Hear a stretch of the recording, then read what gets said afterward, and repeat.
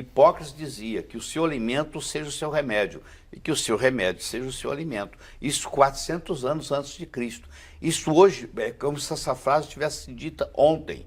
Por quê? Porque até 2003, todo mundo pensava que quem controlava a biologia era a genética, era o DNA. E a gente esperava que o ser humano teria no mínimo 120 mil genes. Mínimo. Se você conversasse com qualquer cientista renomado e perguntasse assim, qual a sua aposta de quantos genes o ser humano tem? E variava entre 120 mil e 150 mil, porque nós temos em torno de 120 mil proteínas diferentes no corpo. Aí, qual não foi a surpresa? Quando o genoma humano foi publicado em 2003, nós temos apenas 23 mil genes funcionais. Só para você ter uma ideia, o arroz que você vai comer no almoço hoje tem 35 mil genes. Nós temos 23 mil genes. O arroz tem mais do que o ser humano. Bem mais, bem mais. Aí você fala assim, mas eu sou muito mais complexo do que um arroz. Justamente, aí vem a explicação, que não é a genética que domina a biologia, é a epigenética. Aí surgiu uma nova disciplina, que é a disciplina mais pesquisada de tudo que existe no mundo hoje. A palavra epigenética é a palavra mais pesquisada e a maioria dos médicos nem sabe o que significa, porque a maioria formou antes de 2003. E mesmo aqueles que estão estudando agora, a maioria dos professores ainda não se atualizou sobre a epigenética. Então você encontra uma minoria, 0,001% dos médicos que têm algum conhecimento epigenético. E quando você tem um conhecimento epigenético, então quem manda na biologia não é a genética, é a epigenética. E a epigenética ela é comandada pelo meio ambiente. Então o alimento que você ingere, o seu estilo de vida, se você fuma ou deixa de fumar. Então olha que interessante, a partir de agora, aquela frase de Hipócrates virou verdadeiro, porque agora, da agora para frente, os remédios serão os alimentos. Por isso que você tem que fazer variedade. Você não pode comer o mesmo alimento todos os dias. Você entendeu? Porque aí você supre aquela quantidade de nutrientes que aquele alimento tem e outros nutrientes não são oferecidos para o seu organismo. Então, por isso que você tem que variar a alimentação. Isso é muito importante. E outra coisa que eu tenho que enfatizar muito forte é que isso é uma resistência muito grande na medicina, é o seguinte, você imagina, 100 anos atrás, você poderia atravessar a Avenida Paulista aqui em São Paulo sem olhar para os lados. Não tinha carro vindo. O Ford Bigode foi lançado nos Estados Unidos em 1912 e levou um certo tempo para chegar ao Brasil. Bom, hoje, se você atravessar a Paulista sem olhar para os lados, você morre atropelado.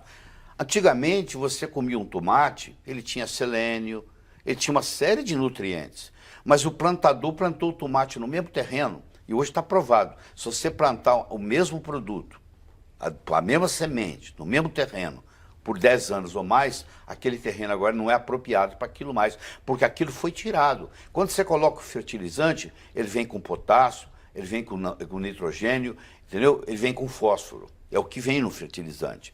Ele não vem com selênio, por exemplo. Mas o corpo precisa de selênio, existem 400 reações químicas que dependem de selênio. Se você não ingere o selênio, o seu corpo não funciona otimizado. Então hoje, a pessoa para ter saúde, ela tem que fazer uma suplementação. E isso é o grande problema. As pessoas não entendem isso, porque o médico mais antigo fala assim, não, você toma vitamina, isso sai na urina. Por que ele faz isso? Porque ele não estudou. Na época ele não tinha esse conhecimento. Então o médico tem que estudar constantemente. Tem que estudar. Não só o médico, mas como todo como profissional. Como todo, mas o médico, o problema nós, o médico, é que a gente trabalha 14 horas por dia, né? Quer dizer, você imagina, o sujeito trabalha 14 horas por dia, chega em casa cansado, mal tem tempo de dar atenção para os filhos, para a família, e ainda tem que estudar, é um sacrifício muito grande. Então, como o conhecimento ele explode de uma coisa absurda, nós estamos sempre correndo atrás do prejuízo. Eu estudo uma média hoje de 12 horas por dia, me dou o luxo de fazer isso. Eu não tenho consultório, entendeu? Faço questão de não ter, e só trabalho pesquisando. Então eu faço a pesquisa, coloco de uma forma didática e apresento para os médicos. Viver muito com saúde é o legado de um estilo de vida saudável. Eu não tenho aqui nenhuma mágica para você. Se você disser para mim que você vai continuar fumando, que você vai continuar ingerindo álcool em excesso, que que você não tem um sono reparador, que você não sabe lidar com o estresse. Eu não estou dizendo para acabar com o estresse da vida, não. Eu acho que estresse faz parte da vida moderna. O segredo não é acabar com o estresse. O segredo é conviver com o estresse. Tem dois tipos de estresse. Tem o eu-estresse que faz bem e tem o distresse que faz mal. Se você é uma pessoa ativa, eu falo para você, eu vou dobrar o seu salário e quero que você vá pescar. Pro resto da vida. Você fala, que beleza. Daqui 2 semanas você está me ligando e diz, ó, eu quero meu trabalho de volta. Estou sentindo falta do engarrafamento de São Paulo. Entendeu? Porque você começa a sentir falta. Falta de ter o que fazer é estresse. Falta total de estresse é estresse. Isso que muitas pessoas não entendem. Tem gente que está estressada porque não está fazendo nada. Sabia disso? Não fazer nada, às vezes, é um estresse maior do que se estivesse fazendo. Porque a pessoa não fazendo nada, primeiro ela não se sente útil à humanidade. Ela não se sentindo útil, no cérebro ela começa a morrer. Sabe como você sabe quando a pessoa começa a morrer? Quando as suas recordações são mais fortes que as suas expectativas, que as suas aspirações. A pessoa que tem mais recordações do que aspirações, você já sabe que aquela pessoa começou a morrer. A pessoa que está focada no futuro, não interessa a idade, ela está viva.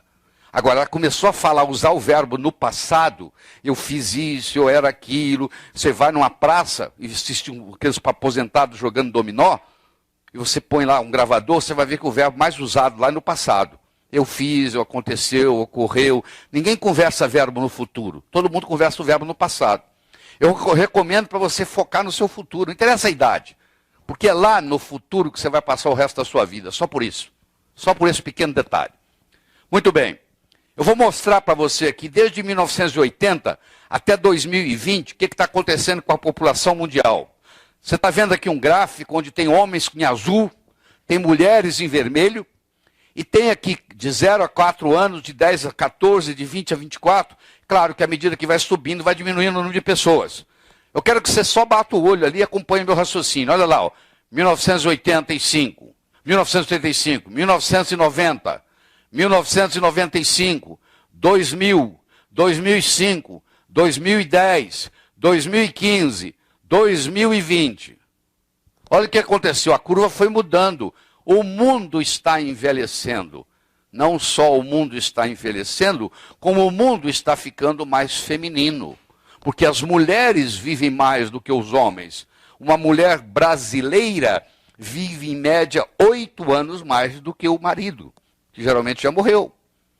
Você tem no jornal, toda sexta-feira, no Diário Popular, tem lá um anúncio de você fazer uma excursão de viúvas para Foz do Iguaçu. Quero ver se você encontra uma excursão de viúvos para Foz do Iguaçu. Você não acha? É. Então as mulheres vivem mais, olha lá. Olha, por isso que vai ter muito mais mulher do que homem, olha lá. À medida que os anos vão passando, o mundo está ficando mais feminino.